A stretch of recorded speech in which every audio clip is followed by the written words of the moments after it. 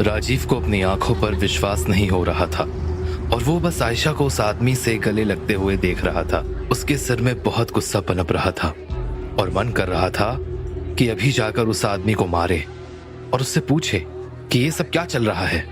लेकिन राजीव बहुत अच्छे से जानता था, अगर उसने कानून को अपने हाथ में लेने की कोशिश की तो ये खबर हर जगह फैल जाएगी और राजीव का इंदौर से भागकर यहाँ आने का कोई सेंस नहीं बनेगा। यहाँ आकर उसने अभी तक जो भी किया है उसका सारा प्लान खराब हो जाएगा, पर वो कुछ और कर सकता है। उसने ये सोचा और अपना फोन निकालकर एक नंबर डायल किया। तुम मुझे 15 मिनट में मेरे घर पे मिलो, मुझे कुछ अर्जेंट बात करनी है। राजीव ने इतना कहकर फोन काटा और तब उसने देखा कि आयशा उस आदमी से दूर हो गई थी। राजीव ने उस आदमी को पहली बार देखा था और तब उसने फोन से उसकी फोटो ली और वहां से कार में बैठ गया। कार चलाते वक्त भी राजीव को बहुत गुस्सा आ रहा था, लेकिन बार बार उसके मन में बस अपने परिवार और बच्चों के और अपनी रेप्यूटेशन के बारे में ख्याल आ रहा था। इसलिए उसने कुछ नहीं करने के बारे में सोचा। कुछ ही देर में तेज गाड़ी चलाकर राजीव अपने घर के बाहर रुका। उसने देखा कि वहां पहले से ही विनय खड़ा हुआ था और उसके चेहरे पर एक स्माइल थी। तब राजीव उसकी तरफ बढ़ा। क्या हो गया? बहुत जल्दी मुझे बुला लिया? अभी थोड़ी देर पहले ही तो मिले थे। क्या पैसे कैश में देने का मन बना लिया है? बार बार पैसे की बात मत करो। एक बार कह दिया ना कि पैसे दे दूंगा, बात खत्म। अब मेरी बात सुनो। मुझे एक आदमी के बारे में सारी इंफॉर्मेशन चाहिए और किसी भी तरह से वो इस शहर से बाहर नहीं जाना चाहिए। ये तुम्हारी जिम्मेदारी है कि तुम उस पर नजर भी रखोगे और किसी को इस बारे में शक भी ना हो। लेकिन ये आदमी कौन है? क्या तुम्हें कोई ब्लैकमेल कर रहा है? बोलो तो इसे टपका दूं। नहीं, अभी मारने की जरूरत नहीं है। अभी बस जितना कहा है उतना करो और जब सारी चीजें पता चल जाएं, उस दिन मुझे बताना और तब हम इसका कुछ करेंगे। ठीक है, जैसा तुम कहो। मुझे तो बस पैसे से मतलब है। विनय ने अपना हाथ बढ़ाया और भले ही राजीव गुस्से में था, उसने उससे हाथ मिलाया और तभी राजीव ने देखा कि साइड में से प्रिया और ऋषि आ रहे थे। तुम्हें अब जाना चाहिए, मुझे कुछ और काम है। राजीव की बात सुनकर विनय ने गर्दन हिलाई। तब राजीव प्रिया और ऋषि के पास गया। उसने अपने चेहरे पर एक फेक स्माइल दी और देखा कि ऋषि और प्रिया दोनों के ही पास रंग बिरंगे फूल थे। अरे कहाँ गए थे तुम दोनों इतनी सुबह सुबह? डैड, प्रिया ने कहा था कि यहाँ आसपास बहुत अच्छी वैलीज है, तो हम उन्हें ही एक्सप्लोर करने गए थे। हमने थोड़ी देर स्नोफॉल में फन किया और फिर हम आ रहे थे तो हमें ये फूल दिख गए। लेकिन बेटा, ऐसे बर्फ में जाना is not that safe. At least mom या डैड में से किसी एक को ले जाते। डैड, ये कैसे पॉसिबल होता? कल रात को आप कहीं चले गए थे और आपके जाने के बाद मॉम भी कहीं चली गई थी और मैंने और ऋषि ने रात अकेले ही बिताई थी। हो क्या रहा है हमारे लाइफ में? जब से हम यहाँ आए हैं मुझे कुछ सही नहीं लगता है। मॉम और आप परेशान लगते हो। मैं छोटी हूँ लेकिन सब समझती हूँ डैड। इस बात को सुनकर राजीव बहुत शॉक्ड था। उसने कभी नहीं सोचा था कि आयशा अपने बच्चों को छोड़ देगी, लेकिन अब राजीव को समझ में आने लगा था कि उसके परिवार के बारे में सिर्फ वही सोच रहा है और अपने बच्चों के लिए उसे हमेशा वहां रहना पड़ेगा। यही बात सोचकर वो खड़ा हुआ और उसने पलटकर देखा कि विनय वहां से जा चुका है।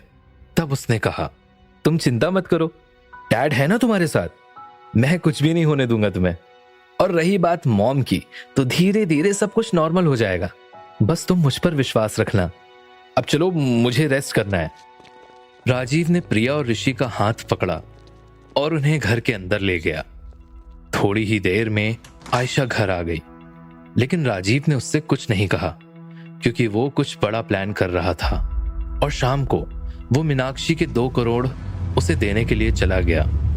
राजीव बस यही उम्मीद कर रहा था कि बस उसकी लाइफ नॉर्मल हो जाए, पर लाइफ नॉर्मल होने पर टाइम लगता है और धीरे धीरे टाइम निकल ही गया। राजीव के पैसे मीनाक्षी ने वाइट करना शुरू कर दिया था। वो उसके पैसों को अलग अलग बिजनेस में इन्वेस्ट कर रही थी और उसका जो भी प्रॉफिट होता वो उसका 20% रख रही थी। राजीव इस बात से खुश था कि एटलीस्ट उसे अब कोई जवाब नहीं देना पड़ेगा कि वो पैसे कहां से ला रहा है और इसलिए वो अपनी रईस लाइफ जीने लगा। राजीव ने एक नई गाड़ी खरीद ली, घर में वो सारी फैसिलिटीज भी चालू करवा ली जिनके बारे में आते वक्त आयशा ने कंप्लेंट की थी। पर राजीव और आयशा के बीच में रिलेशंस अभी भी ठीक नहीं हुए थे, क्योंकि आयशा राजीव से पैसों के बारे में सवाल पूछना चाहती थी, पर राजीव उसे कुछ नहीं बताना चाहता था। वो अक्सर घर के बाहर रहता था और मीनाक्षी के कनेक्शन की वजह से बड़ी बड़ी पार्टीज में जाता था। न्यूज़पेपर में उसके बारे में न्यूज़ पब्लिश होने लगी थी और उसकी एक नई पॉजिटिव इमेज सामने आ रही थी, जिसे लोग शायद पहले कभी पता नहीं कर पाते। राजीव खुश था, लेकिन उसे महसूस हो रहा था कि उसकी बीमारी भी धीरे धीरे उसके शरीर पर इम्पैक्ट कर रही है। उसकी ग्रिप लूज होना शुरू हो गई थी, पर वो किसी से भी इस बात को शेयर नहीं करना चाहता था। 1 महीना बीत गया था और विनय उस आदमी पर कड़ी नजर रखकर उसका हर एक अपडेट राजीव तक पहुंचा रहा था। पर अचानक एक सुबह राजीव के पास विनय का फोन आया। हमारा शिकार आज शहर छोड़ने वाला है, जल्दी बताओ क्या करना है, वरना इतने टाइम का किया हुआ सब कुछ खराब हो जाएगा। तुम उसे पकड़कर मेरे घर ले आओ, मुझे पता है अब क्या करना है। राजीव ने इतना कहकर फोन काट दिया और उसे समझ आ गया कि जिस चीज के लिए वो प्लान कर रहा था वो अब सक्सेसफुल होने वाली है। वो नीचे ड्राइंग रूम में गया जहां प्रिया और ऋषि टीवी देख रहे थे, लेकिन राजीव ने टीवी बंद की और कुछ पैसे देकर उन्हें घर से बाहर भेज दिया। जब वो दोनों चले गए तब आयशा ने राजीव से पूछा, तुमने उन दोनों को कहाँ भेज दिया? कोई आने वाला है क्या? कुछ ही देर में पता चल जाएगा, राजीव ने रूडली वे में जवाब दिया, जिसे सुनकर आयशा कुछ समझ नहीं पाई, लेकिन उसने कुछ नहीं कहा। और तब राजीव बस सोफे पर बैठकर विनय की गाड़ी का इंतजार करने लगा।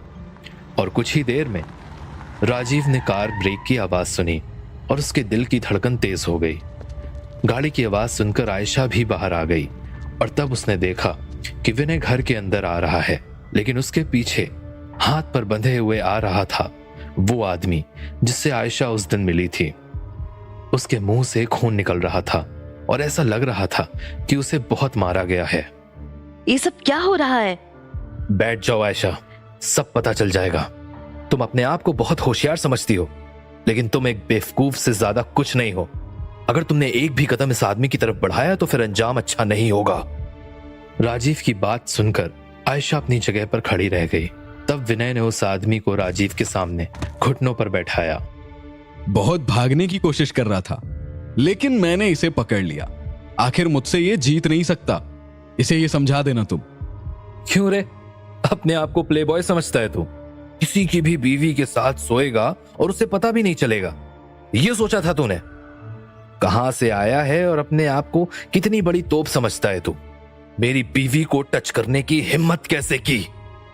लेकिन वो आदमी बस जमीन पर बैठा अपनी आंखों में आंसू लिए राजीव को घूर रहा था। वो कुछ कहने की कोशिश कर रहा था, पर मुंह बंधे होने के कारण बस उसकी हमिंग ही सुनाई दे रही थी। तब राजीव ने विनय के सामने हाथ स्ट्रेच किया और विनय ने बिना कुछ कहे ही उसके हाथ में अपनी गन पकड़ा दी। आयशा राजीव का ये रूप देखकर दंग रह गई। राजीव, ये तुम क्या कर रहे हो? पागल हो गए हो क्या? तुम सच में अपने घर में ही मर्डर करने वाले हो? क्या हो गया है तुम्हें? तुम्हारा दिमाग तो ठिकाने पर है?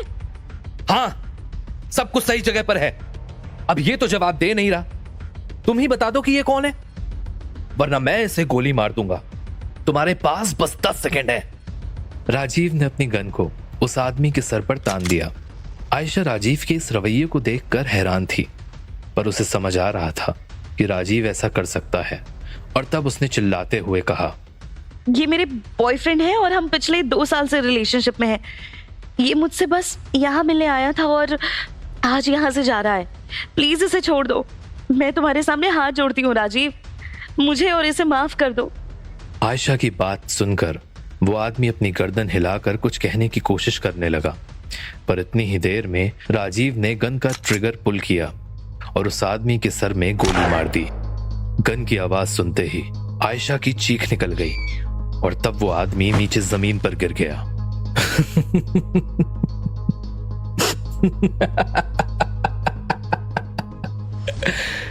तुमने माफी मांगने में बहुत देर कर दी आयशा। इसे जो कीमत चुकानी थी वो ये पूरी कर चुका है। अब बस इस बात के बारे में शुक्र मनाओ कि मैंने तुम्हें कुछ नहीं किया।